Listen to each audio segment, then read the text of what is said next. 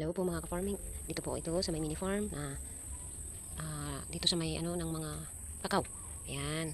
Kasi po kanina dito po nag linis ang caretaker. Kaya po ayan po.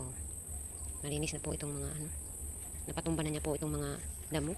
Ayan. Dito po ito sa may dulo ng mini farm. Ayan, adi po. Sa may dulo po ito ng mini farm mo. Ayan. Kanina pong umaga dito po naglinis si Jojo, caretaker. Ayan po. Kasi po ilang araw kong di nakapag-linis. Kaya, ayan. Ayan po.